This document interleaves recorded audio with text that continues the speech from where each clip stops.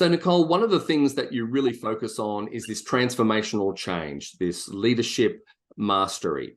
So, what's some of the feedback that the people that you work with might give you about implementing this change in the workplace, or the barriers that they might face?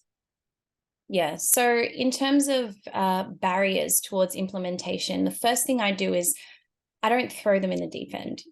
That's not how I do things. It can't be we do the theory one-to-one and then all of a sudden they're just thrown in with the sharks in the workplace, and then it's very overwhelming. So I like to add a middle step. I like to take incremental steps towards their development. So we would do a one-to-one session together. Then there would be a small group session with about 4 to 5 individuals, where it would be a safeguarding space for them to actually practice and implement there. And then finally, they go into the workplace. And some of the interesting feedback that I get from some of my clients is, their colleagues like, who is this person? Who is this new person that has walked into the door? I don't recognize them. And, often they feel a little bit, conscious or worried. How is it going to be perceived? I've been one way for such a long time now. How can I now be something else? And, it's valid. I understand that.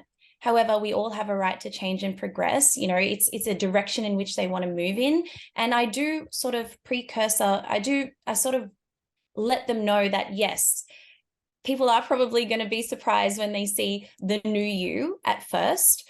It might be a little bit strange for the first few times, but it's not going to take long for them to get used to it and accept it. And in fact, I do have one client in mind right now who went through quite a big transformation in this sense. And now she's friends with everyone in the workplace and gets along with them. And I've gotten feedback, and people have reached out to me across other large organizations who have heard of her transformation story and have been inspired by her story. So it can actually turn into a good thing. It's just that immediate little bit of discomfort in the beginning, but in the long run, it's going to work out for the best.